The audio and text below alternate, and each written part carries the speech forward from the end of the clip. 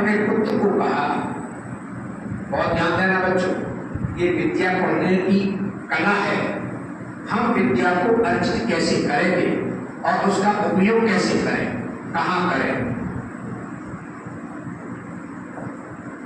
बृहस्पति ने अपने पुत्र कच्छ को कहा कि बेटा शुक्राचार्य जी के पास में संजीवनी विद्या है, आप जाओ और उनसे सीखो। जबकि बृहस्पति महाराज और शुक्राचार्य दोनों शत्रु हैं, तो क्या कोई व्यक्ति अपने पुत्र को अपने शत्रु के पास भेजेगा? और भेज भी देगा तो क्या शत्रु उसे वो विद्या पढ़ाएगा? बड़ी विलक्षण बात है। तो कच्छ ने पिताजी की आज्ञा को स्वीकार किया। ये है पितृ भक्ति। राम जी ने पिता की आज्ञा मान के वन को गए, वो भी है, लेकिन कच्छ ने भी पिता की आज्ञा मानी। और कच्छ को मालूम है कि देवताओं के बीच में जाएंगे, दुष्ट रहेंगे, कुछ भी कर सकते हैं। और ये भी पता है कि शुक्राचार्य संजीवनी विद्या नहीं पढ़ाएंगे, फिर क्यों परेशान हो? उसने मना नहीं किया।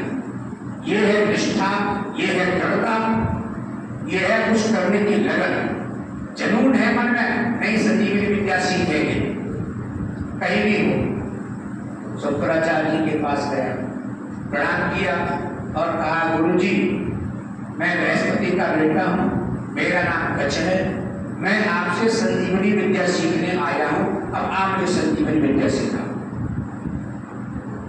क्या दैत्य गुरु अपनी विद्या शत्रु को दे सकते हैं?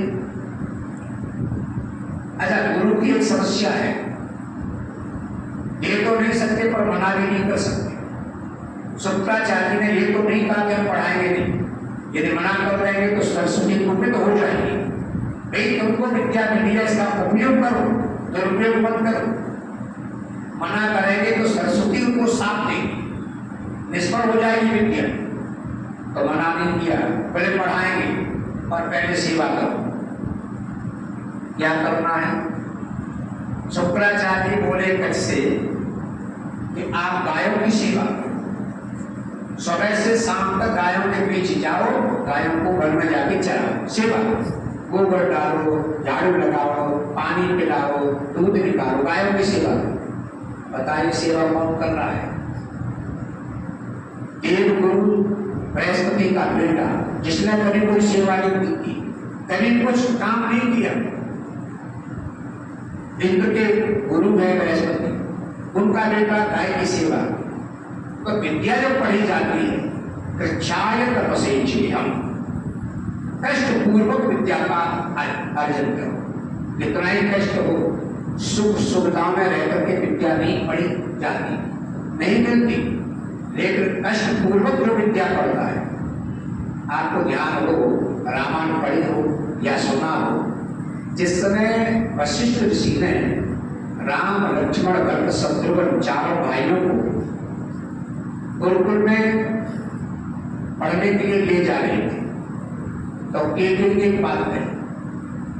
केकई ने कहा, गुरुदेव व्यवस्था तो आपके गुरुकुल की राज दरबार से होती है, तो क्यों न हमारे राजकुमारों को आप महल में पढ़ाओ, यही व्यवस्था करते हैं, महल में गुरुकुल बना दीजिएगा।